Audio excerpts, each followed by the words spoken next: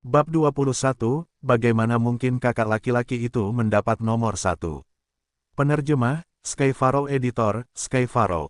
Langit belum cerah, dan matahari belum terbit. Langit timur baru saja mulai cerah, warna-warna gelap di langit perlahan memudar, aroma malam masih tersisa di udara. Jalan-jalan kosong, lalu terdengar suara langkah kaki cepat. Udara pegunungan dini hari itu lembab, tetapi Gu Yue Fang Zheng tidak merasakan sedikit pun hawa dingin, hatinya penuh dengan antusiasme yang melonjak. Wajahnya memerah, dan sekarang dia berjalan cepat menuju akademi. Aku telah berkultivasi keras beberapa hari ini, menghabiskan 2 batu purba. Aku tidak tidur sama sekali tadi malam, dan akhirnya berhasil menyempurnakan Moonlight Gu. Aku adalah bakat kelas A dan aku sangat pekerja keras. Tidak ada yang bisa lebih cepat dariku, tidak seorang pun. Ayah dan ibu, sudah kubilang aku tidak akan membiarkan kalian merasa kecewa.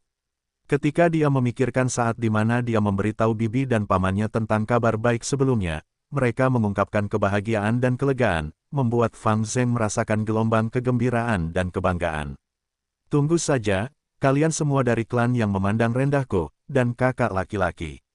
Mulai hari ini dan seterusnya, aku akan membuat kalian semua memandangku, Gu Yue Fang Zheng. Semakin dia berpikir, semakin Fang Zheng merasa bersemangat. Dia tidak bisa menahan diri untuk tidak mengepalkan tinjunya, dan langkahnya sedikit lebih cepat. Dia datang ke pintu masuk akademi. 2 penjaga akademi menatapnya dengan aneh. Mereka bertanya kepadanya, Gu Yue Fang Yuan, mengapa kamu kembali? Apa, kakak laki-laki ada di sini tadi? Ketika Fang Zheng mendengar mereka, wajahnya menunjukkan sedikit keterkejutan dan kebingungan. Ah, terserah. Dia tidak akan pernah menduga bahwa Fang Yuan akan merebut nomor 1. Dia menggelengkan kepalanya dan menangkupkan kedua tangannya, nadanya membawa sedikit kesombongan. 2 kakak laki-laki, aku bukan Gu Yue Fang Yuan, tetapi aku Gu Yue Fang Zheng. Aku telah berhasil menyempurnakan Gu Vitalku, dan aku di sini untuk datang dan mengambil hadiah utama. Kamu adalah Gu Yue Fang Zheng. Kalian bersaudara terlalu mirip, tidak heran tetua akademi salah, teriak penjaga di sisi kiri, matanya melebar. Penjaga di sebelah kanan menggelengkan kepalanya dan berkata, kamu datang selangkah terlambat. Baru tadi malam di larut malam, kakak laki-lakimu Gu Yue Fang Yuan datang dan bertemu dengan tuan tetua dan mengambil hadiah utama. Kakak laki-lakiku, Fang Zheng tiba-tiba membuka matanya lebar-lebar, berteriak, tunggu, kamu bilang dia mendapat nomor 1. Bagaimana ini bisa terjadi? Bukankah kakak laki-lakinya memiliki bakat kelas C? Mendapatkan nomor 1, ini pasti lelucon kan? Itu benar, bagaimana mungkin kita bisa bercanda dengan masalah ini? Melihat Fang Zheng tidak percaya, penjaga itu tampak agak tidak senang. Masalah ini telah dikonfirmasi oleh tetua akademi. Pada waktunya daftar nama akan dirilis dan diumumkan. Ada apa? Kakak laki-lakimu tidak memberitahumu tentang itu. Penjaga lainnya menambahkan, Fang Zheng hanya berdiri konyol di pintu. Kebenarannya sangat berbeda dari imajinasinya, saat ini dia tidak bisa mengerti apa yang baru saja terjadi. Di dalam hati Fang Zheng, ada beberapa ilusi tentang musuh-musuhnya. Di antara mereka, yang membawa ancaman paling besar adalah 2 orang, Gu Yue Mobei, dan Gu Yue Qilian. Keduanya memiliki bakat peringkat B. Di belakang mereka adalah 2 cabang keluarga terbesar klan, dan masing-masing dari mereka memiliki seorang kakek yang memiliki otoritas besar sebagai tetua, serta kekuatan finansial yang cukup. Jika salah satu dari kedua orang ini menang di tempat pertama atas dirinya, hati dan pikiran Fang Zheng masih siap. Meskipun dia akan merasa kehilangan, itu masih bisa diterima. Tetapi saat ini, orang yang mengambil nomor 1 bukanlah Gu Yue Mobei atau Gu Yue Qilian, bahkan bukan salah satu lawan di dalam hatinya. Tetapi Gu Yue Fang Yuan, kakak laki-lakinya. Orang itu dengan bakat kelas C. Orang itu yang jatuh terpuruk dan menjadi putus asa setelah upacara kebangkitan. Orang itu yang tidur nyenyak di kelas sepanjang hari. Orang itu yang selalu mabuk berat dan tidak pernah pulang di malam hari. Orang itu yang menindas Shen Cui, menamparnya 2 kali, dan mengambil semua batu purba miliknya. Orang itu yang selalu menekannya, seperti bayangan yang bercokol di hatinya. Bagaimana bisa seperti ini? Tidak mungkin. Dalam waktu singkat, Fang Zheng meraung dalam hatinya, aku sangat pekerja keras, tetapi dia hanya minum setiap hari sampai dia mabuk, namun pada akhirnya dialah yang mendapat nomor 1, apakah ini adil? Mengapa? Mengapa? Matahari terbit dari timur, burung-burung berkicau di sekitar, dan udara musim semi yang meluap-luap memenuhi Gunung Qingmao. Gu Yue Fang Zheng bermandikan sinar matahari yang hangat. Dia perlahan menundukkan kepalanya, menggertakkan giginya, menatap bayangannya sendiri yang kesepian. Kegembiraan di hatinya telah berubah menjadi balon yang mengeluarkan udara, lama menghilang. Sebaliknya, yang menggantikannya adalah emosi kebingungan, kebencian, keengganan, kebingungan, ketakutan, dan perasaan rumit lainnya. Seiring berjalannya waktu, matahari semakin tinggi. Dinding buletin akademi telah memasang daftar nama baru, dan di daftar tersebut hanya ada 2 nama, pertama Fang Yuan, dan kemudian Fang Zheng. Setelah munculnya daftar ini, berita tersebut secara bertahap menyebar. Setelah mendengar berita tersebut, semua siswa muda yang telah bertekad untuk menyempurnakan Gu mereka di rumah setelah menerimanya menjadi gempar. Bagaimana bisa seperti ini? Jika Fang Zheng yang mendapat nomor 1, aku pasti masih akan percaya, tapi itu Fang Yuan, bukankah dia bakat kelas C? Mungkinkah ada kesalahan? Bakat kelas A Fang Zheng sebenarnya kalah dari bakat kelas C Fang Yuan. Apakah ini kisah 1001 malam 1? Rumah keluarga cabang Mo. Kehijauan di halaman meluap, aroma teh menari-nari. Salah satu tetua klan Gu Yue Mo Bei sedang duduk di depan mejanya, melihat pemandangan musim semi di luar jendelanya. Dia dengan santai meminum tehnya dan berkata, Mo Bei belum melanjutkan memurnikan Gunya. Pengurus rumah tangga yang berdiri di samping buru-buru menjawab, setelah dia mendengar tentang berita tentang Fang Yuan di sore hari, Tuan Muda Mo Bei tampaknya sangat terpengaruh dan tidak berminat untuk melanjutkan memurnikan Gu Cahaya Bulan. Sayang sekali, Tuan Muda Mo Bei hampir berhasil.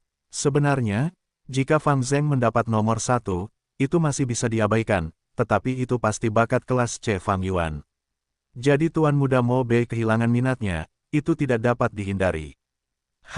Jangan memaafkannya. Gu Yue Mo Chen mendengus dingin, wajahnya tegas dan nadanya keras. Proses kultivasi seorang Master Gu penuh dengan kesulitan setiap langkah, apa itu kemunduran kecil seperti ini?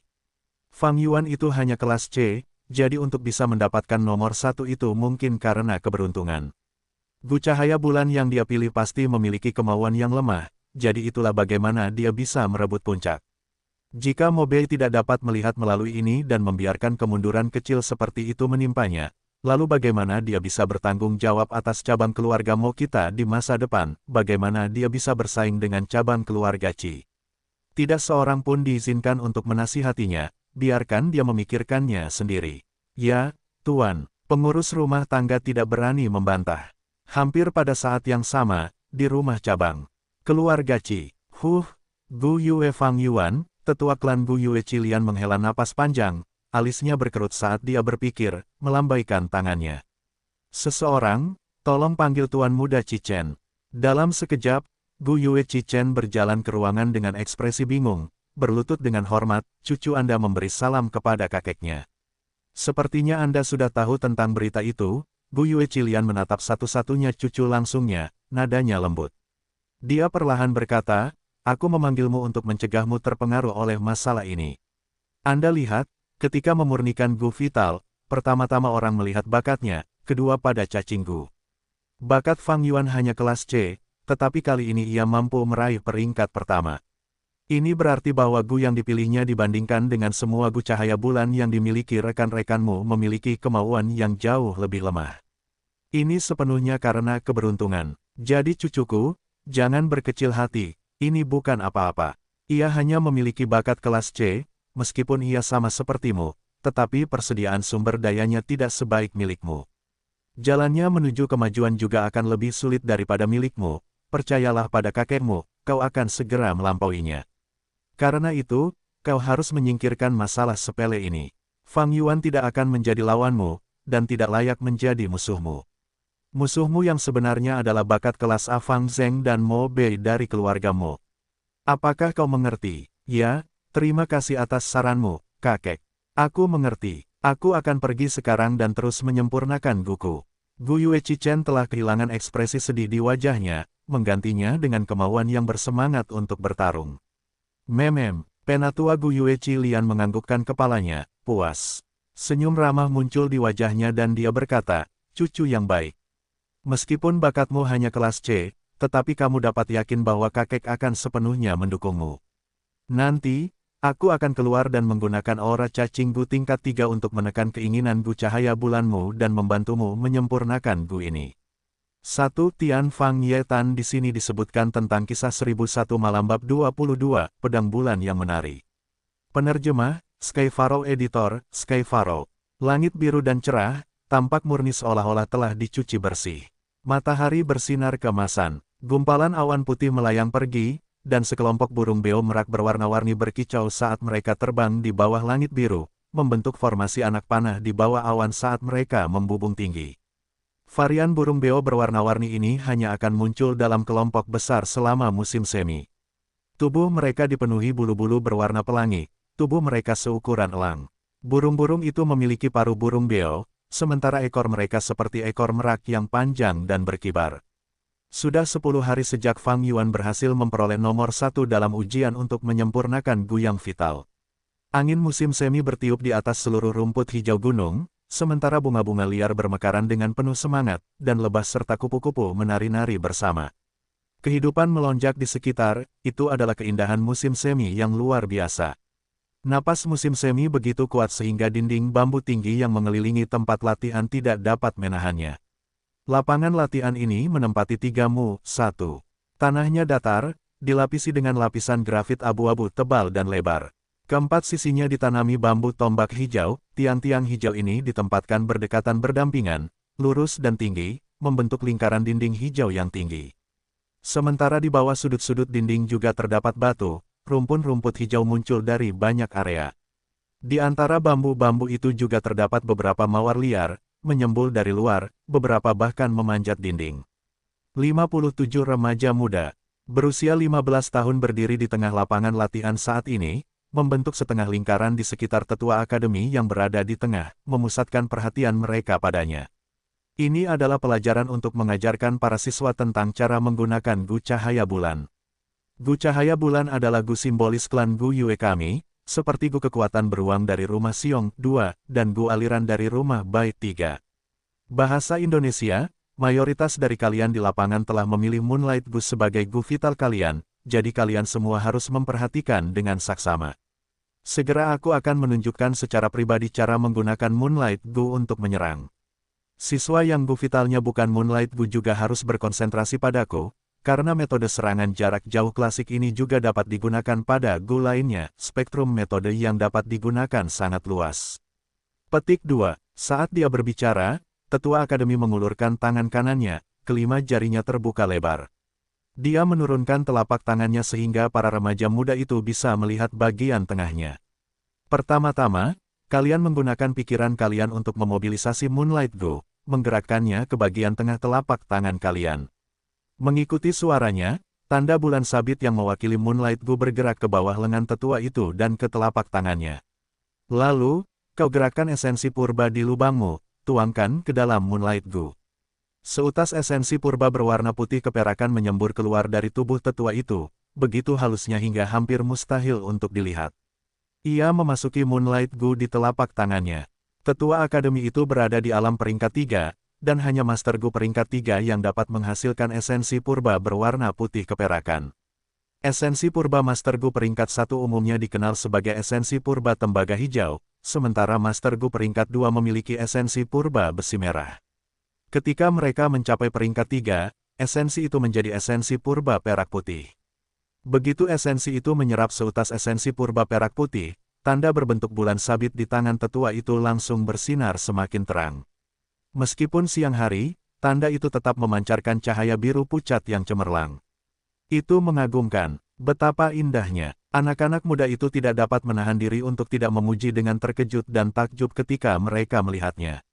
Cahaya biru pucat itu bening seperti air. Cahaya itu berkedip samar di telapak tangan tetua itu.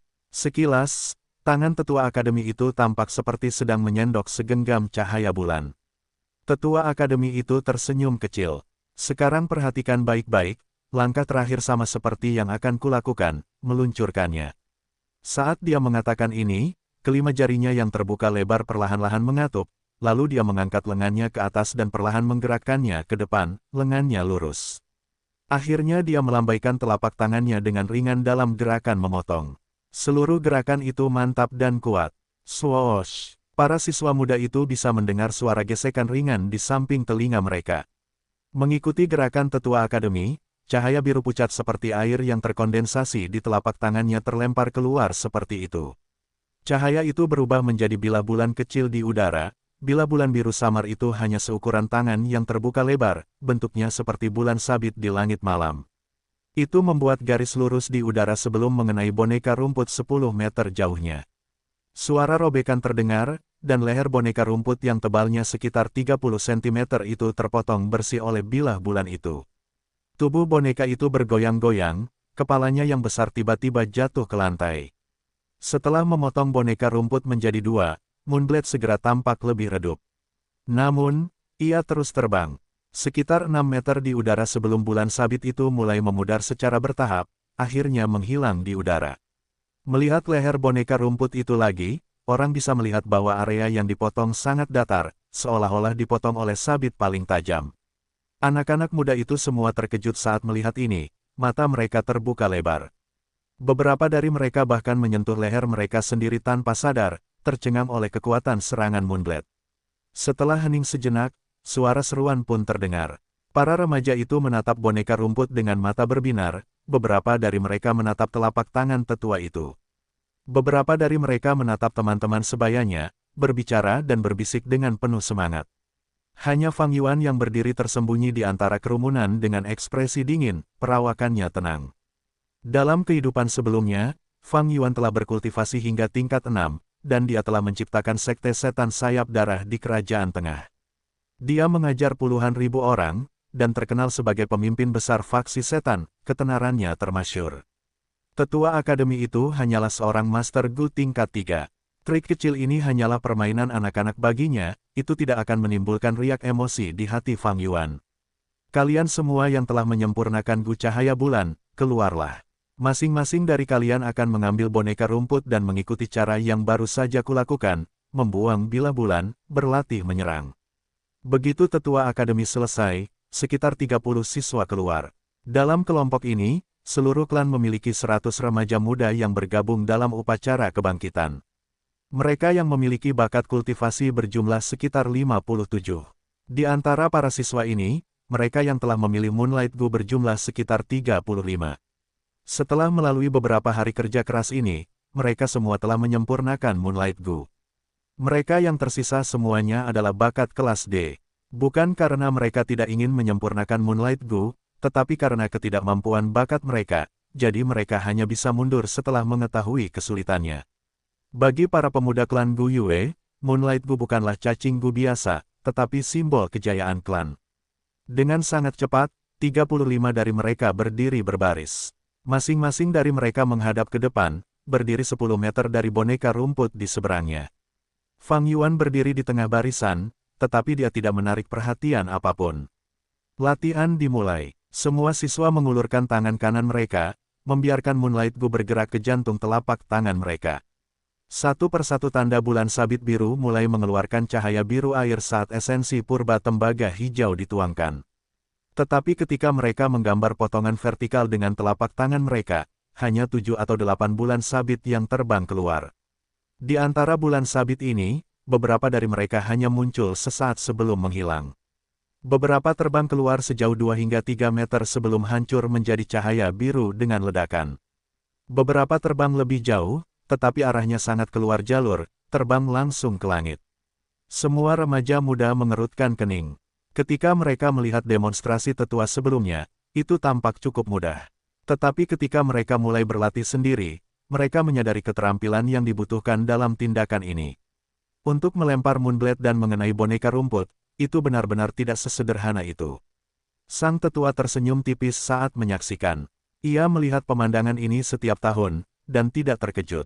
22 murid yang tersisa hanya bisa berdiri di luar lapangan, menyaksikan dengan cemburu.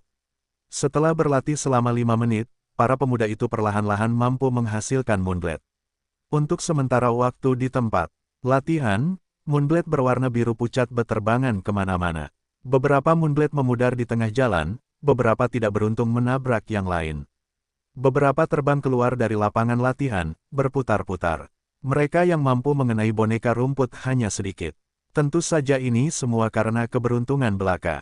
Tetua Akademi mulai membimbing dan membimbing masing-masing secara pribadi. Ia sangat fokus pada Fang Zheng, Mo Bei dan Qi Cheng dan mereka yang lainnya dengan bakat terpendam yang baik. Ia dengan sabar mengoreksi postur mereka, mengajari mereka pengalamannya. Terhadap para murid berbakat kelas C seperti Fang Yuan, ia hanya menyebutkan 2 kalimat. Fang Yuan terus memadatkan cahaya biru di tangannya. Ia melambaikan telapak tangannya beberapa kali untuk memotong udara, tetapi ia tidak melepaskan cahaya, berpura-pura dan berakting. Dengan keadaan lapangan yang berantakan saat ini dan tidak ada yang memperhatikan dirinya sendiri, dia menggerakkan pikirannya dan melepaskan pegangannya pada Moonlight Gu, telapak tangannya sedikit miring, melakukan gerakan memotong. Agar tidak menarik perhatian, dia tidak fokus pada boneka rumputnya sendiri di seberangnya, tetapi membidik boneka di sebelah kirinya. Dengan suara mendesing, sebuah Moonblade terbang cepat, melewati pusat kekacauan, menggambar garis lurus di udara dan memotong dengan tepat ke area leher boneka rumput. Boneka rumput itu goyang sejenak, area lehernya terpotong dalam oleh Moonblade. Namun dengan sangat cepat, area rumput hijau yang terpotong mulai tumbuh kembali, kusut bersama dan menyembuhkan lukanya. Tentu saja, boneka rumput ini bukanlah orang-orangan sawah biasa. Itu adalah orang-orangan sawah Gu tingkat 1, yang memiliki kemampuan tipe alami untuk memulihkan diri. Kecuali boneka itu dipotong menjadi 2 sekaligus, boneka itu akan pulih kembali seperti semula dalam waktu singkat. Wow, lihat bulan sabit itu. Keren sekali, siapa yang melemparnya? Moonblade yang mampu mengenai boneka rumput saat ini jarang terjadi. Fang Yuan hanya dengan santai mengenai 1, namun itu menyebabkan hasil yang paling signifikan sejauh ini. Jadi dalam sekejap para siswa di luar lapangan berteriak kaget. Bahkan perhatian tetua akademi pun tertangkap, dan dia bertanya, Moonblade tadi tidak buruk. Apakah itu milikmu? Dia menatap siswa berbakat kelas C dengan mata ingin tahu, karena boneka rumput itu berada tepat di seberangnya. Siswa laki-laki ini mengedipkan matanya, merasa agak bingung saat dia menghadapi tatapan semua orang yang tiba-tiba padanya. Sejujurnya lapangan itu baru saja kacau balau dengan Moonblade beterbangan, jadi bahkan dia tidak tahu apakah dia sendiri yang melemparkannya. Namun jika dilihat-lihat, mungkin itu aku, pikir anak muda itu. Lalu dia menganggukkan kepalanya tanpa sadar. Anak-anak muda di sekitarnya langsung menatapnya dengan kagum. Siapa dia? Siapa namanya? Beberapa siswi bertanya di sekitarnya. Bahkan dia bisa melempar Moonblade, aku tidak boleh kalah. Mata Gu Yue Mo Bei bersinar dengan sedikit tekad. Jadi bukan kakak yang melemparnya, Gu Yue Fang Zheng menghela napas lega tanpa alasan. Setelah paman dan bibi menghiburnya, dia bisa pulih dari pukulan sebelumnya. Kakak, kamu memenangkan tempat pertama terakhir kali karena keberuntunganmu bagus, memilih Moonlight Gu yang berkemauan lemah. Kultivasi Gu Master tidak selalu bisa bergantung pada keberuntungan, aku akan mengalahkanmu. Fang Zheng menyemangati dirinya sendiri di dalam hatinya. Petik 2, kamu melakukannya dengan baik, teruslah berusaha keras, raih perasaan yang kamu miliki sebelumnya. Tetua akademi menepuk bahu siswa itu, tersenyum sambil menyemangatinya. Anak muda itu dengan cepat menunjukkan kegembiraan dan dia mengangguk terus-menerus, matanya muncul dengan kilau yang berbeda. Penatua itu mengambil kesempatan itu dan mengumumkan, dengarkan semuanya, ini akan menjadi pekerjaan rumah kalian. Berlatihlah dengan baik setelah kelas, dalam 3 hari aku akan memeriksa hasilnya. Siapapun yang melakukan yang terbaik akan menerima 10 buah batu purba sebagai hadiah. Mengerti? Ya, semua siswa muda berteriak keras. Mereka tidak bisa menahan diri untuk tidak menjadi lebih bersemangat ketika mereka mendengar tentang hadiah batu purba. Namun hanya 3 menit kemudian, Moonblade yang terbang di udara mulai menipis secara bertahap. Sial, setiap Moonblade mengambil 10% dari esensi purba. Konsumsi Moonblade terlalu banyak, aku hanya bakat kelas C, apertureku hanya dapat menampung 38% dari esensi purba tembaga hijau. Aku hanya bisa membuang 3 Moonblade. Mereka yang berhenti semuanya menghela nafas. Penatua akademi itu tenang ketika dia menyaksikan semuanya, tetapi hatinya mendesah, ini adalah manfaat dari mereka yang memiliki bakat kultivasi tinggi. Untuk menggunakan Moonblade, itu hanya 3 kata, latihan membuat sempurna. Mereka yang memiliki bakat tingkat tinggi mampu menahan lebih banyak saripati purba di lubang mereka, dan tingkat pemulihannya lebih cepat, jadi mereka memiliki lebih banyak kesempatan untuk berlatih.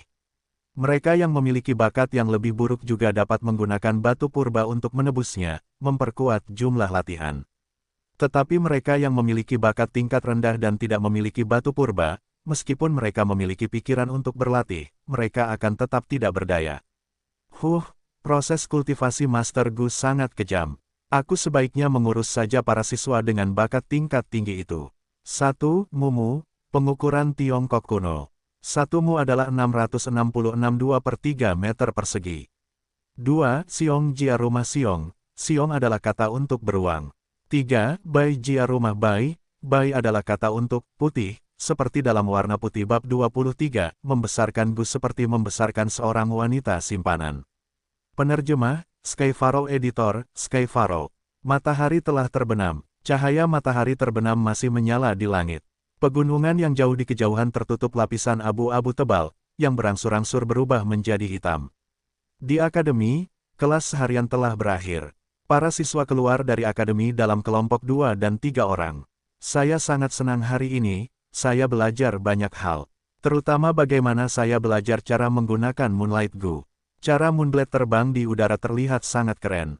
Sayang sekali bakat saya tidak cukup, jadi di masa depan saya hanya bisa menjadi Master Gu logistik, saya tidak akan bisa pergi ke medan perang. Para remaja muda itu mengobrol dengan gembira. Beberapa dari mereka memanggil teman-teman mereka. Ayo makan, kita bisa minum anggur beras saat kita melakukannya, bagaimana menurutmu? Tentu, itu bukan saran yang buruk. Kalian pergilah dulu, aku harus pergi ke toko di samping ruang Gu Academy dan membeli boneka rumput. Akan mudah untuk berlatih di rumah dengan boneka itu. Fang Yuan pergi ke ruang Gu sendirian. Ruang Gu Academy menyimpan cukup banyak cacing Gu peringkat 1. Ada banyak jenis dan variasi, dan Gu cahaya bulan milik Fang Yuan diambil secara bebas dari dalam.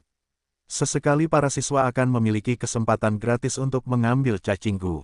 Jika seseorang ingin mendapatkan Gu tambahan, mereka harus membayar.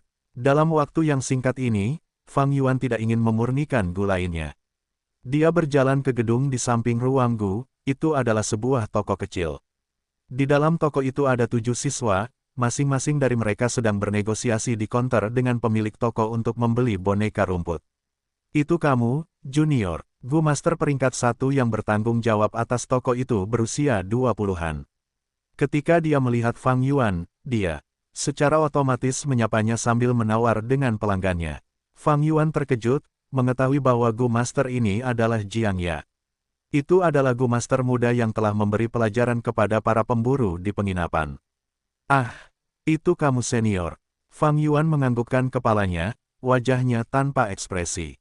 Jiang Ya mengeluarkan boneka rumput dari konter di belakangnya, memberikannya kepada siswa yang membelinya.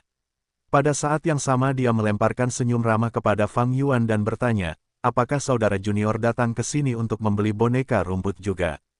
Jika kamu ingin aku meninggalkan satu untukmu, kamu hanya perlu 3 potong batu purba. Barang-barang ini laku keras, saat ini hanya tersisa 7, jika kamu menunggu lebih lama lagi tidak akan ada stok yang tersisa. Sikap Jiang Ya terhadap manusia biasa sombong, tetapi terhadap orang-orang seperti Fang Yuan, dia sangat baik dan tulus. Fang Yuan menggelengkan kepalanya, tertawa diam-diam sambil berpikir, Jiang Ya ini benar-benar tahu cara berbisnis. Boneka rumput dibuat dengan Gu orang-orangan sawah. Bahkan setelah memasukkan esensi purba yang dimasukkan, biaya akhirnya seharusnya tidak lebih dari 1,5 batu purba. Senior, ini tidak adil. Seharusnya siapa cepat dia dapat, mengapa menyisakan sedikit untuknya? Ya, kita semua datang lebih awal.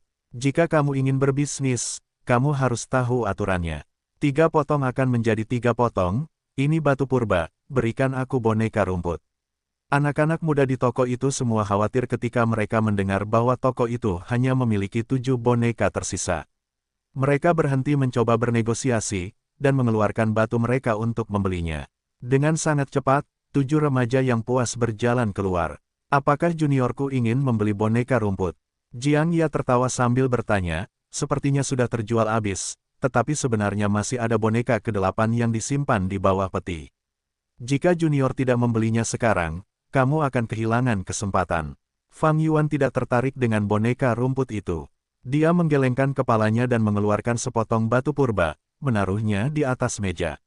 Aku ingin membeli 10 kelopak bunga anggrek bulan. Jiang Ya tertegun. Dia menatap mata Fang Yuan dalam-dalam, mengambil batu purba itu dan membuka laci meja. Kemudian dia mengeluarkan sebuah kantong kertas, berkata, 10 lembar kelopak bunga anggrek bulan, tidak boleh kurang satu pun. Pastikan, Fang Yuan memeriksa barang-barang itu di tempat dan tidak menemukan kesalahan. Akhirnya dia meninggalkan toko kecil itu.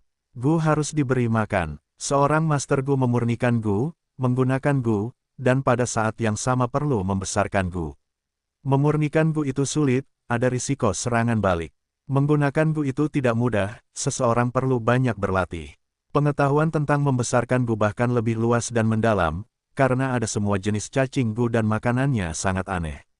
Beberapa perlu menelan tanah, beberapa membutuhkan cahaya bintang, beberapa membutuhkan air mata dan beberapa memakan awan dan udara dari 9 langit.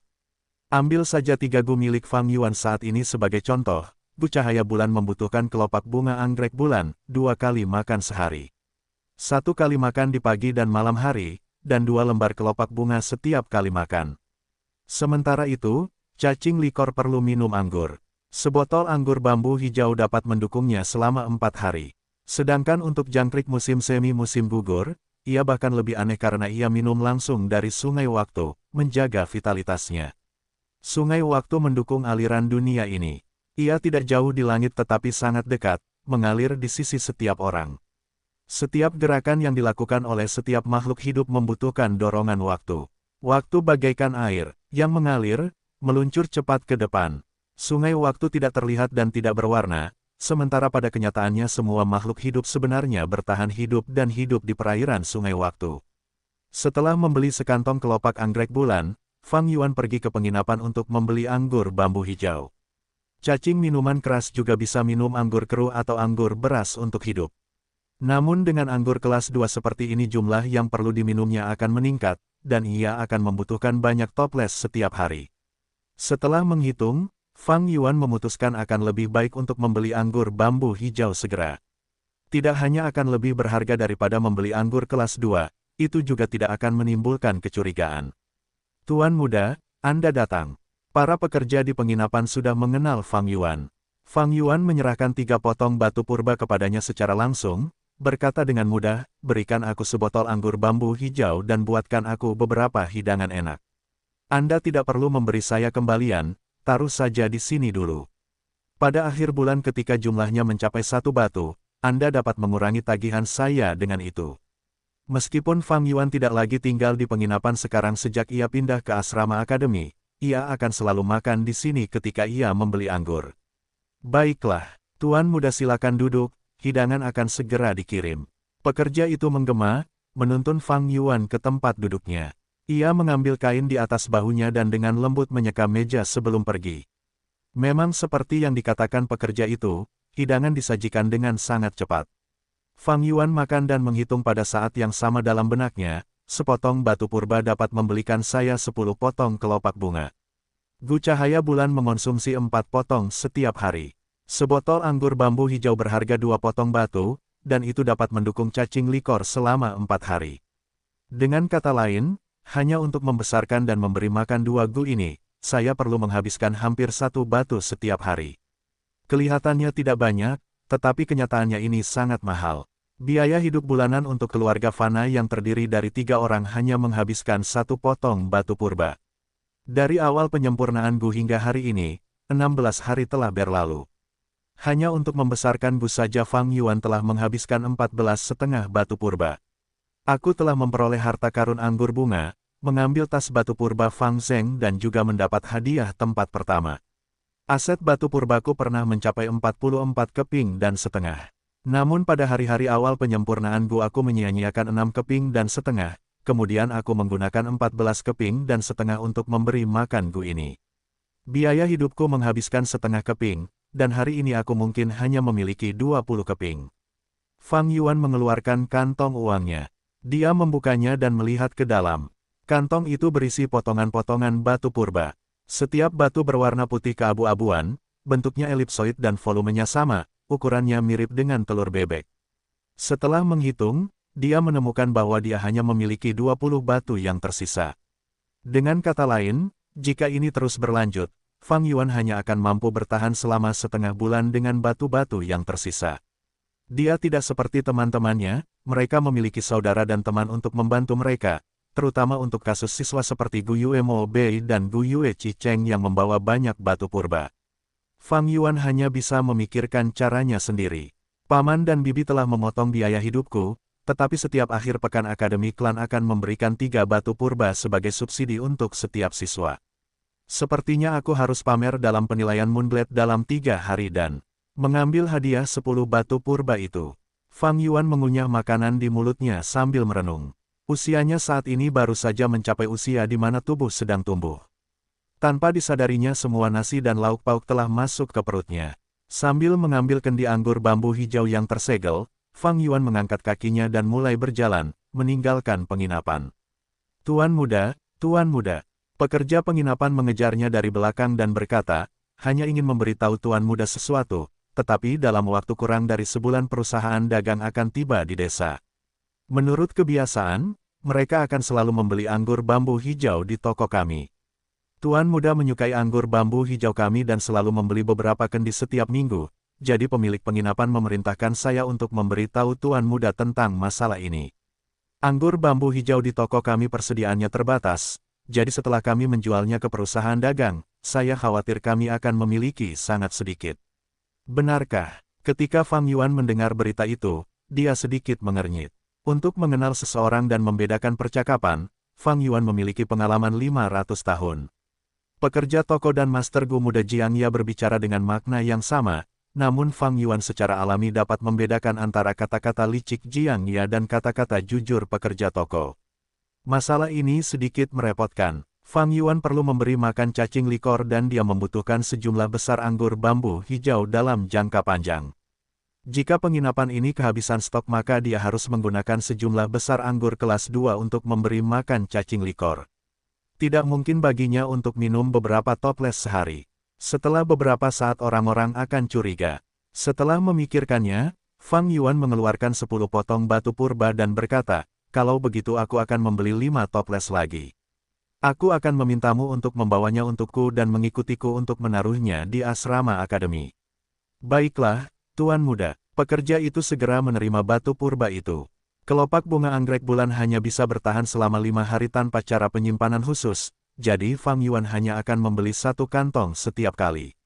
Namun, anggur bambu hijau dapat disimpan untuk waktu yang sangat lama, jadi tidak ada masalah dengan ini. Beberapa pekerja mengikuti Fang Yuan ke asrama akademi dan meletakkan toples anggur di bawah tempat tidurnya, lalu mereka berpamitan. Saat melihat kantong uang yang tiba-tiba mengempis di tangannya, Fang Yuan menghela napas. Memurnikan Gu itu sulit, tetapi memelihara Gu juga tidak mudah. Ini juga mempertimbangkan fakta bahwa ia memiliki 500 tahun pengalaman hidup sebelumnya, jadi ia tidak perlu berlatih menggunakan Gunya, yang berarti tingkat konsumsi esensi purba akan berkurang dan dengan demikian menghemat banyak biaya. Bagi mereka yang seusianya, mereka perlu berlatih menggunakan Gu cahaya bulan dan perlu membuang esensi purba. Untuk meningkatkan kemahiran, seseorang perlu berlatih berkali-kali. Ketika terlalu banyak esensi purba yang dikonsumsi, batu purba harus digunakan sebagai suplemen karena tingkat pemulihannya terlalu lambat. Untuk membeli boneka rumput, dibutuhkan 3 batu purba juga. Semua ini adalah uang. Untungnya, jangkrik musim semi musim gugur saya makan pada waktu dan bukan yang lain. Kalau tidak, saya pasti sudah lama bangkrut, saya tidak akan pernah bisa mendukungnya. Fang Yuan tiba-tiba merasa sangat beruntung. Semakin tinggi Gu, semakin besar konsumsi makanan yang dibutuhkan atau semakin berharga dan langka makanan yang dibutuhkan, sehingga akan semakin sulit untuk dipelihara. Cacing Gu peringkat 2 tingkat normal akan menghabiskan sekitar 1 hingga 2 batu purba sehari. Cukup bagus jika makanannya dapat dibeli. Ada beberapa Gu yang membutuhkan makanan yang relatif sulit ditemukan, beberapa di antaranya bahkan tidak beredar di pasaran. Sama seperti makanan jangkrik musim semi musim gugur yang merupakan waktu itu sendiri, ini sebenarnya lebih berharga. Bagaimanapun juga ada pepatah, 1 inci emas tidak dapat membeli 1 inci waktu. Tidak peduli berapa banyak uang yang Anda miliki, dapatkah Anda membeli waktu? Tidak bisa. Secara teori, seorang Master Gu dapat memurnikan Gu dalam jumlah tak terbatas.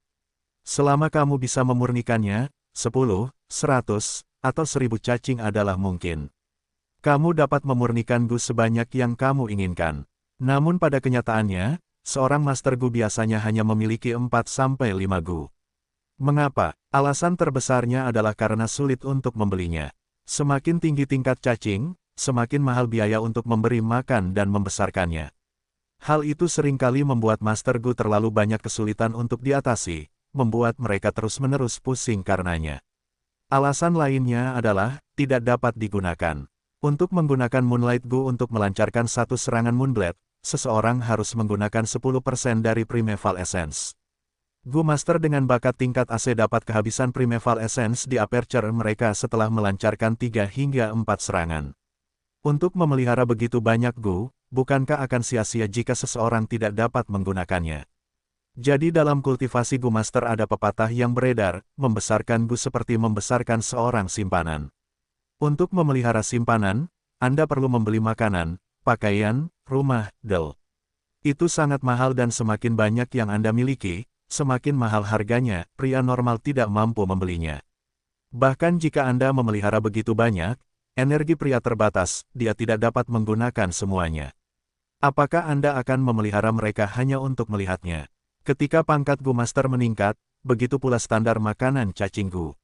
Jadi, jangan melihat bagaimana Gu Master tidak memiliki batasan jumlah pemurnian Gu. Secara umum, Gu Master hanya memelihara sekitar 4-5 Gu dari levelnya.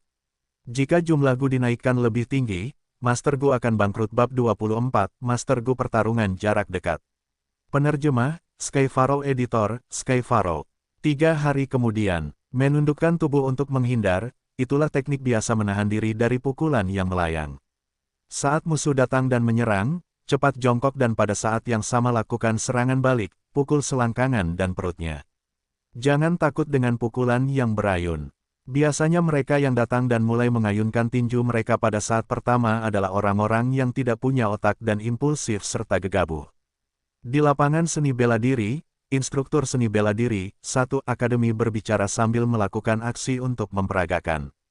Tangan kanan boneka kayu terlebih dahulu menyapu, dan instruktur seni bela diri dengan cepat berjongkok, menghindari serangan yang datang. Kemudian dia melemparkan pukulan ke perut boneka itu, menjatuhkannya dengan beberapa pukulan. Para siswa melihat peragaan dalam lingkaran, tetapi kebanyakan dari mereka kurang bersemangat, menunjukkan sedikit minat. Akademi mengajarkan berbagai kursus dan pelajaran ini adalah yang mengajarkan dasar-dasar seni bela diri. Menggunakan tinju dan kaki untuk mengerahkan diri terlalu rendah dibandingkan dengan gaya serangan Moonblade yang tampan dan keren, membuat hampir semua siswa linglung. Kelas berikutnya adalah penilaian penggunaan Moonlight Gu. Bagaimana latihanmu sejauh ini? Aku masih melakukannya dengan baik.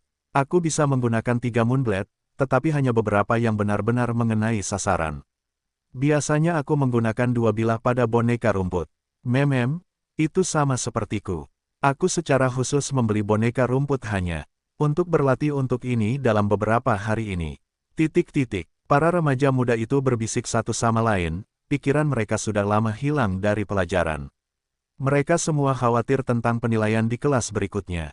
Hanya untuk penilaian ini, mereka telah berlatih keras untuk waktu yang lama setelah kelas, dan sekarang mereka melenturkan tangan dan kaki mereka, menantikan penilaian. Suara diskusi siswa telah mencapai telinga instruktur, dan pelatih seni bela diri itu mengalihkan pandangannya kembali ke arah mereka, berteriak, dilarang berbicara di kelas, kalian semua tutup mulut dan perhatikan dengan saksama.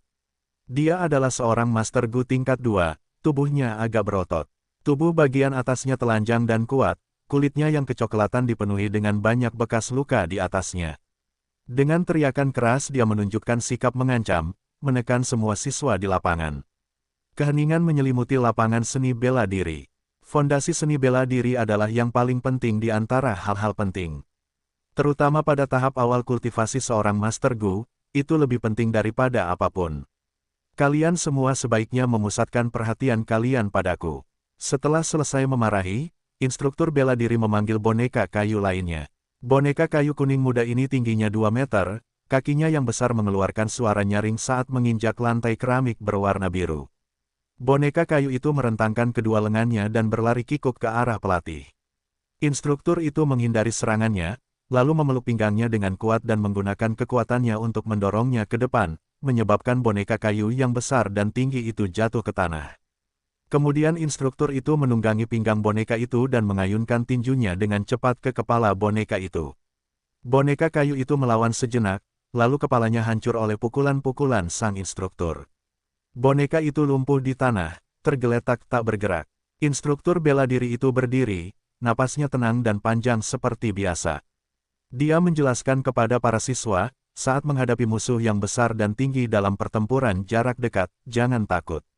Merusak pusat gravitasi lawan adalah jenis taktik yang masuk akal untuk menjatuhkan musuh Anda. Sama seperti yang saya lakukan sebelumnya, Anda harus memeluk pinggang lawan, mengendalikan pinggulnya, lalu mendorong maju dengan kekuatan Anda. Setelah itu, Anda mengambil kesempatan dan naik ke tubuhnya dan meninju musuh Anda dengan keras. Mereka yang tidak memiliki kemampuan bertahan akan langsung pingsan. Para siswa mengangguk berulang kali, tetapi sebagian besar mata mereka menunjukkan ketidaksetujuan. Pelatih melihat semua ini dan tertawa getir dalam hatinya. Setiap angkatan seperti ini, sikap anak-anak muda ini secara alami mudah tertarik pada hal-hal yang indah. Tanpa pemahaman dan pengalaman pribadi, sulit bagi mereka untuk memahami pentingnya memiliki dasar seni bela diri. Sebenarnya terutama untuk Master Gu di tahap awalnya, meskipun seni bela diri dasar tidak terlihat menjanjikan, itu sebenarnya lebih penting daripada serangan pedang. Petik 2. Ingat, dalam pertempuran jarak dekat, pandangan Anda tidak harus selalu menatap mata musuh. Itu harus fokus pada bahu musuh. Tidak peduli meninju atau menendang, bahu musuh akan selalu bergerak terlebih dahulu. Dalam pertarungan jarak dekat, kecepatanmu sangatlah penting. Kecepatan yang kumaksud dalam konteks ini bukanlah kecepatan tinjumu, tetapi kecepatan gerakan kakimu. Jarak adalah pertahanan terbaik. Jaga agar kakimu tetap elastis, maka kau akan dapat dengan mudah mengeluarkan kekuatanmu. Saat menyerang dengan tinjumu, pertahankan dukungan segitiga. Jika tidak, kau akan kehilangan pijakan. Musuh belum jatuh, tetapi sebaliknya kau yang jatuh lebih dulu.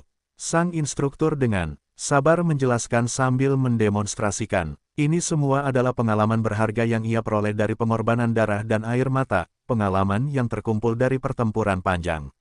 Sayangnya para siswa tidak menyadari hal ini. Mereka perlahan mulai berbisik-bisik lagi, fokus diskusi masih pada penilaian Moonblade pelajaran berikutnya. Guru bela diri ini sangat pragmatis, tetapi gaya mengajarnya salah. Fang Yuan mengamati dengan tenang di antara kerumunan, mengangguk dan menggelengkan kepalanya sesekali. Guru itu tidak memiliki disiplin dalam mengajar, ia mengajar sepenuhnya berdasarkan minat, dan hanya mengajarkan apapun yang terpikir olehnya. Oleh karena itu, hal-hal yang diajarkannya menjadi berantakan dan terdapat banyak informasi yang rumit. Pada awalnya, banyak siswa yang mendengarkan dengan serius, tetapi lama-kelamaan mereka kehilangan minat dan mengalihkan perhatian mereka ke aspek lain. Hanya Fang Yuan yang mendengarkan dengan saksama sepanjang waktu, sementara yang lain belajar. Ia merevisi. Pengalaman bertarungnya lebih kaya daripada gurunya, tetapi mendengarkan orang lain bercerita juga merupakan cara verifikasi dalam kultivasi. Metode bertarung seorang Master Gu biasanya dibagi antara jarak dekat dan jarak jauh. Serangan Moonblade adalah jenis serangan jarak jauh, tetapi jika berbicara secara tegas, serangan itu dianggap sebagai jarak menengah karena jarak efektifnya hanya 10 meter. Dalam hal Master Gu pertarungan jarak dekat, guru bela diri adalah contoh terbaik. Master Gu pertarungan jarak dekat biasanya akan memilih Gu yang memperkuat kekuatan tubuh mereka sendiri dan berkultivasi. Gu ini akan memberi mereka kekuatan super, kelincahan, daya tanggap, daya tahan, del. Sama seperti instruktur bela diri ini, seluruh tubuhnya ditutupi kulit perunggu. Ini tentu saja bukan warna kulitnya sendiri, tetapi itu adalah jenis efek Gu kulit tembaga. Gu kulit tembaga akan meningkatkan ketangguhan dan pertahanan kulit Master Gu secara signifikan, sehingga Master Gu mampu menahan lebih banyak kerusakan. Satu Moonblade akan menghabiskan 10% esensi purba. Berapa kali seorang Master Gu dapat melemparkan Moonblade selama pertempuran? Jumlahnya sedikit, terutama bagi pemula yang kesulitan membentuk serangan yang efektif. Itu hanya dapat digunakan sebagai jenis kartu truf, faktor terornya lebih besar daripada daya mematikannya. Bagi Master Gu peringkat 1, keterampilan yang benar-benar berguna adalah Kung Fu seni bela diri. Ini karena serangan seni bela diri lebih tahan lama dan dapat diandalkan. Sayangnya fakta ini adalah sesuatu yang tidak akan mereka pahami kecuali mereka menghadapinya dengan pengalaman mereka sendiri. Fang Yuan dengan ringan melirik rekan-rekannya, seringai samar entah bagaimana terbentuk di bibirnya. Kelas bela diri dasar akhirnya berakhir. Setelah istirahat sebentar, mata murid itu dipenuhi dengan antisipasi. Tetua akademi terlambat. Dia melambaikan tangannya yang besar, menunjuk ke deretan boneka rumput di depan dinding bambu. Dia langsung menuju pokok bahasan dan berkata, "Baiklah, hari ini adalah hari untuk memeriksa hasilnya. Saya ingin 5 orang dalam satu kelompok maju dalam urutan yang benar, menggunakan Moonblade untuk menyerang 3 kali." Swoosh! Kelompok siswa pertama maju, dan Moonblade menari-nari di udara. Setelah 3 ronde, hanya 9 Moonblade yang mengenai boneka rumput. Tetua akademi menggelengkan kepalanya sedikit, merasa sedikit tidak senang. Angka keberhasilan ini terlalu rendah, kuncinya adalah di antara kelima orang ini hanya 2 yang berhasil melempar 2 bilah bulan. Kalian semua sebaiknya berlatih dengan benar setelah ini, terutama kalian, dan kalian. Tetua itu menegur dengan kalimat pendek, lalu melambaikan tangannya yang besar dan berkata, "Kelompok berikutnya." 2 orang yang ditegur menundukkan kepala dan meninggalkan lapangan dengan cemas. Salah satunya adalah seorang gadis, matanya sedikit merah dan hatinya berduka. Dia hanya memiliki bakat kelas C, tetapi dia tidak tahan menggunakan batu purba untuk memulihkan esensi purbanya dengan cepat. Jadi dalam 3 hari ini dia berlatih sangat sedikit, yang mengakibatkan dia melempar bilah bulan dengan tidak terampil. Seorang Master Gu membutuhkan uang untuk memurnikan Gu, membesarkan Gu, bahkan berlatih menggunakan Gu membutuhkan uang tunai. Tetapi dari mana dia bisa mendapatkan begitu banyak uang? Meskipun kedua orang tuanya mendukungnya dari belakang, tetapi setiap keluarga memiliki masalah mereka sendiri. Kekurangan dana seringkali menjadi dilema yang dihadapi seorang Master Gu. Pokoknya aku tidak punya sedikit pun kesempatan untuk menjadi nomor 1. Lebih baik aku menyerah dan menghemat batu-batu purba, itu lebih baik untukku. Saat dia memikirkan hal ini, hatinya menjadi tenang sekali lagi. Sebenarnya ada cukup banyak orang yang berpikiran sama dengan gadis muda ini. Karena kurangnya latihan, banyak siswa yang berprestasi buruk. Alis tetua akademi semakin dalam. Fang Yuan memperhatikan, diam-diam menggelengkan kepalanya. Orang-orang ini benar-benar menyedihkan dan menyedihkan. Hanya untuk sejumlah kecil batu purba, mereka menyerahkan kesempatan mereka sendiri untuk membuat kemajuan. Batu-batu purba dimaksudkan untuk digunakan, jika kamu ingin menjadi orang kikir dan mengumpulkan batu-batu purba, lalu untuk apa kamu menjadi Master Gu? Dengan kata lain, mereka yang picik sering kali menawar setiap sen dan mengejar hal-hal yang kurang penting. Sedangkan bagi mereka yang memiliki aspirasi tinggi, mereka biasanya menunjukkan sikap toleran dan murah hati, dan memiliki kekuatan untuk menyerah dan melepaskan sesuatu. Akhirnya giliranku. Pada saat ini, wajah kuda Gu Yuemo Bei bersinar dalam senyum percaya diri di seluruh, dan dia berjalan ke lapangan. Perawakannya kekar dan memancarkan aura yang ganas dan kuat. Setelah berdiri diam, dia mengangkat tangannya dan melemparkan 3 bilah bulan, ketiganya kena. Di antara bilah-bilah itu, 2 di antaranya mengenai dada boneka itu, sementara bilah lainnya mengenai lengan kiri boneka itu, mengikis beberapa rumput hijau. Hasil ini tentu saja membuat para remaja muda itu meledak dengan kekaguman. Bagus sekali. Alis tetua itu sedikit merapikan. Kelompok berikutnya muncul, Gu Yue Chicheng berdiri di antara mereka. Dia memiliki tubuh yang kecil dan pendek, wajahnya penuh bopeng, ekspresinya membawa sedikit kegugupan. Dia mengirimkan 3 bilah bulan terus-menerus dan ketiganya mengenai dada boneka itu, memotong 3 bekas luka yang saling terkait. Bekas luka itu berubah dari dalam menjadi dangkal dan kembali ke penampilan aslinya setelah beberapa napas, karena kemampuan penyembuhan diri boneka itu. Namun hasil ini sudah terikat pada hasil Gu Yuemo Bei, dan juga menerima pujian dari tetua itu. Chicheng mengangkat kepalanya tinggi-tinggi saat dia berjalan keluar dari lapangan, menatap Mo Bei dengan menantang di mata di jalan. Di bawah lapangan, Gu Yuemo Bei mendengus dingin, tetapi dia tidak membalas tatapan Chicheng. Sebaliknya, dia terus menatap Gu Yue Fangzheng yang belum naik. Hatinya jelas tahu bahwa ancaman sebenarnya hanya Gu Yue Chicheng dan Gu Yue Fangzheng. Yang sebelumnya sama seperti dia, bakat kelas B sementara juga memiliki persediaan batu purba yang konstan. Yang terakhir adalah bakat kelas A, sementara Fang Zheng tidak memiliki batu purba sebanyak mereka, tetapi hanya dengan mengandalkan kecepatan pemulihan alaminya sendiri berkat bakat kelasnya, dia juga akan mampu berlatih banyak dalam waktu yang singkat. Saat ini hasil Gu Yue Chi Cheng telah muncul, menunjukkan hasil seri dengan Mo Bei, dan hanya Gu Yue Fang Zheng yang tersisa. Dalam beberapa kelompok terakhir, Gu Yue Fang Zheng akhirnya naik ke panggung. Satu Kuan Jiao Tinju Tiongkok, tetapi saya menerjemahkannya sebagai seni bela diri, karena pertama-tama saya tidak yakin bahasa Mandarin adalah kata yang tepat di sini. Tanah ini bukan benar-benar Tiongkok dan bahasa mereka bukan benar-benar bahasa Mandarin, juga menulis tinju Tiongkok terasa tidak pada tempatnya di sini. Bab 25, Cahaya Musim Semi yang Mempesona. Penerjemah, Sky Pharaoh. Editor, Sky Pharaoh. Apakah dia Fang Yuan atau Fang Zheng? Beberapa siswa bergumam, masih ada orang yang tidak bisa membedakan antara Fang Yuan dan Fang Zheng, dua saudara kembar. Itu Fang Zheng. Fang Yuan selalu memasang ekspresi dingin, dia tidak akan pernah terlihat tegang, jawab seseorang. Oh, kalau begitu akan ada tontonan. Fang Zheng adalah satu-satunya bakat kelas A dari desa kita dalam 3 tahun terakhir. Penonton mengalihkan pandangan mereka ke lapangan. Fang Zheng bisa merasakan tekanan di antara tatapan yang diarahkan padanya, dan ini membuatnya merasa lebih gugup. Berdiri di atas panggung, jari-jarinya sedikit gemetar. Dia melemparkan Moonblade pertamanya, awalnya bermaksud untuk membidik dada boneka rumput itu. Tetapi karena dia tegang, dia meleset, pada akhirnya Moonblade itu tercetak di area leher boneka rumput itu. Para remaja itu langsung mengeluarkan suara sedikit terkejut. Mereka mengira Fang Zheng sengaja melakukannya.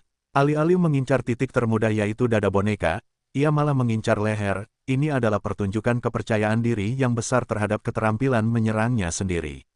Mereka tidak bisa tidak menantikan langkah Fang Zheng selanjutnya. Namun, Gu Yue Mo Bei dan Gu Yue Chi Cheng tampak murung. Hanya mereka di antara lapangan yang dapat melihat kesalahan Fang Zheng adalah tetua akademi dan Fang Yuan. Betapa berbahayanya. Melihat Moonblade, Fang Zheng berseru dalam hatinya sambil diam-diam merasa beruntung. Ia menarik napas dalam-dalam beberapa kali, berusaha sekuat tenaga untuk menenangkan diri. Kemudian ia melemparkan 2 bilah pedang. Kali ini ia tidak membuat kesalahan apapun, dan kedua bilah pedang itu mengenai dada boneka rumput dengan akurat. Hasil ini membuat tetua akademi menganggukkan kepalanya, dan Mo Bei dan Chi Cheng pun menjadi tenang. Hasil Fang Zheng berbeda dari mereka, jadi semuanya tergantung pada bagaimana tetua akademi memutuskan untuk menilai mereka. Murid-murid lainnya mengeluarkan suara desahan. Penampilan Fang Zheng selanjutnya tidak menarik, membuat mereka merasa sedikit kecewa. Beberapa kelompok berikutnya juga tidak menarik. Tidak ada yang mampu tampil lebih baik daripada Mo Bei, Chi Cheng, dan Fang Zheng. Anak-anak muda mulai berbisik-bisik. Kalau begini terus, pencetak skor tertinggi dalam penilaian hari ini seharusnya ada di antara mereka bertiga. Ketiganya berhasil mengenai boneka rumput, aku ingin tahu siapa yang akan dianggap lebih baik oleh tetua akademi. Tunggu, ini kelompok terakhir. Fang Yuan akan naik. Oh, bakat kelas C itu, jenius dingin. Hehe. Tepat ketika itu adalah kelompok terakhir, Fang Yuan akhirnya naik panggung. Itu Fang Yuan. Gu Yue Mo Bei mengangkat kepalanya dan menatap Fang Yuan sejenak, lalu dia menundukkan matanya dengan acuh tak acuh. Terakhir kali kamu benar-benar beruntung, memilih Moonlight Gu yang berkemauan lemah secara tidak sengaja dan mendapatkan nomor 1. Mari kita lihat bagaimana penampilanmu kali ini. Gu Yue Chi Cheng memeluk lengannya, menunggu untuk melihat Fang Yuan mempermalukan dirinya sendiri. Kakak, kali ini tidak akan seperti yang terakhir. Aku telah berlatih sangat keras untuk waktu yang lama, aku pasti bisa melampauimu. Di antara kerumunan, Gu Yue Fang Zheng mengerutkan bibirnya, tanpa sadar mengepalkan tinjunya dengan erat. Sebelumnya dalam penilaian untuk menyempurnakan Gu Vital, dia sebagai seseorang dengan bakat kelas A sebenarnya mendapat posisi kedua. Tentu saja dia tidak senang dengan ini. Terutama setelah dia mengerti bahwa Fang Yuan mampu menang dan mendapatkan nomor 1 karena keberuntungan belaka. Ini membuatnya semakin tidak puas. Bagi Gu Yue Fang Zheng, menang atas kakak laki-lakinya sendiri Fang Yuan memiliki makna yang istimewa dan besar. Banyak tatapan tertuju pada Fang Yuan, dan pandangan tetua akademi itu juga tertuju padanya. Fang Yuan tidak menunjukkan emosi apapun, ekspresinya dingin dan acuh tak acuh. Dia berdiri diam, esensi purba mengalir ke dalam Moonlight Gu di jantung telapak tangannya. Dengan tebasan di udara, dia mengeluarkan Moonblade pertama. Moonblade ini terbang sangat tinggi. Tidak hanya melewati kepala boneka rumput, tetapi juga terbang di atas dinding bambu. Itu berlanjut selama hampir 15 meter sebelum cahayanya meredup dan menghilang ke udara tipis. Puff! Seseorang tidak bisa menahan tawa. Ini terlalu keterlaluan, bukan? Seseorang mencibir. Dia memang jenius. Tidak heran dia berhasil menjadi nomor satu dalam menyempurnakan Gu. Yang lain berbicara dengan nada sarkastis. Pada tahun-tahun sebelumnya ketika Fang Yuan menciptakan puisi dan menunjukkan kebijaksanaan awal, hal itu telah menyebabkan emosi tidak puas di antara orang-orang ini. Kemudian ketika dia mengandalkan keberuntungan dan menjadi nomor satu dalam menyempurnakan Gu vitalnya, ini membuat mereka merasakan lapisan kecemburuan di antara ketidakpuasan mereka. Banyak dari mereka yang menunggu untuk melihat pertunjukan yang bagus. Mereka menunggu untuk melihat si jenius Fang Yuan memperlihatkan tindakan yang memalukan, dan Moonblade miliknya ini tidak mengecewakan mereka. Gelombang tawa menyapu kerumunan. Tetua akademi menggelengkan kepalanya sedikit, diam-diam menertawakan dirinya sendiri. Mengapa dia harus begitu khawatir dengan Fang Yuan tanpa alasan? Dia hanya seorang siswa kelas C dan hanya seorang anak laki-laki yang mendapat nomor satu dalam memurnikan Gu karena keberuntungan belaka. Dalam hatinya dia sudah mengambil keputusan. Meskipun hasil Mo Bei, Qi Cheng dan Fang Zheng sama, dia tetap akan memilih Fang Zheng sebagai nomor satu. Perang antara Gu Yue Mo Bei dan Gu Yue Qi Cheng adalah lambang pertikaian politik antara dua tetua paling berkuasa di klan. Tetua akademi selalu berada di tengah dan tidak berniat memasuki pusaran politik. Tetua akademi lebih condong ke arah kepala klan Gu Yue Bo, dan Fang Zheng satu set dengan pemimpin klan. Ditambah fakta bahwa dia memiliki bakat kelas A, memilihnya sebagai nomor satu berarti menunjukkan perhatian yang berat sebelah kepadanya, dan itu adalah sesuatu yang dapat diterima oleh otoritas atas klan.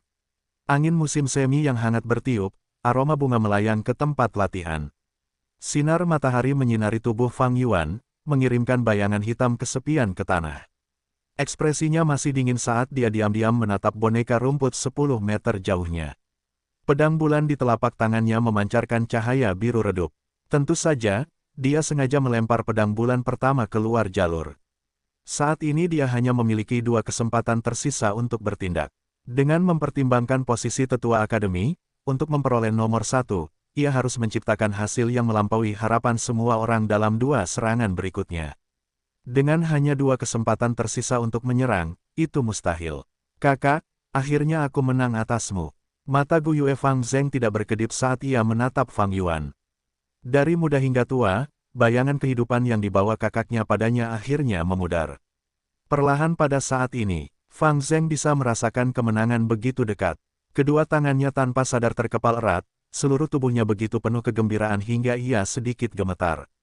Kakak, kemenanganku kali ini hanyalah permulaan. Selanjutnya, aku akan terus menang atasmu lagi dan lagi sampai aku mengusir semua bayangan di hatiku.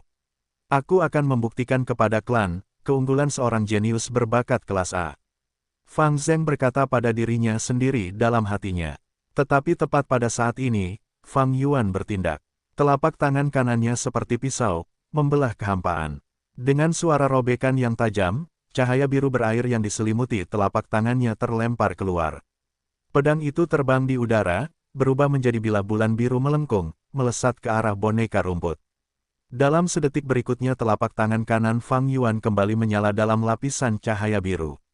Dia membalikkan telapak tangannya dan menembakkan bilah bulan ketiga. Kedua serangan ini terhubung dengan mulus seperti air yang mengalir, itu adalah kombinasi yang mulus.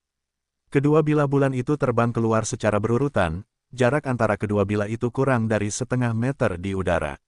Di bawah tatapan tercengang dari kerumunan, kedua bilah bulan itu secara akurat mengenai leher boneka rumput. Ini, pupil mata Fang Zheng menyusut, perasaan tidak enak muncul dari hatinya. Pada saat berikutnya, para siswa perlahan membuka mulut mereka lebar-lebar saat mereka mengenakan ekspresi heran. Mereka melihat kepala boneka rumput itu perlahan miring ke satu sisi, lalu terlepas dari leher dan jatuh ke tanah. Dengan pantulan, boneka itu berguling sejauh 2 hingga 3 meter. Fang Yuan telah memenggal kepala boneka itu. Hasil ini telah melampaui harapan semua orang di lapangan. Apakah ini keberuntungan atau keterampilan? Tetua akademi itu mengerutkan kening. Keraguan ini melayang di hati para siswa lainnya. Untuk beberapa saat, seluruh tempat latihan menjadi sunyi. Bagaimana ini bisa terjadi? Gumam Fang Zheng. Dia menatap Fang Yuan dengan tatapan kosong, emosi yang melonjak di hatinya langsung turun, jatuh jauh ke titik terendah. Fang Yuan menyipitkan matanya, bertindak seolah-olah dia tidak menyadari tatapan yang jatuh padanya dari kerumunan. Koko, koko, di bawah langit biru dan awan putih, sekelompok burung beo merak tiba-tiba mengepakkan sayap mereka dan terbang di udara. Mereka menyeret ekor merak mereka yang indah, panjang dan ramping, berkokok di udara saat mereka terbang dengan riang. Fang Yuan berdiri di tengah lapangan latihan, melihat ke atas. Di bawah sinar matahari yang cerah, bulu-bulu burung yang berwarna-warni tampak semakin berkilau dan indah. Ekspresinya acuh tak acuh, seolah-olah orang yang baru saja memotong kepala boneka rumput itu bukanlah dirinya. Ah, cahaya musim semi sungguh mempesona. Dia mendesah dalam hatinya,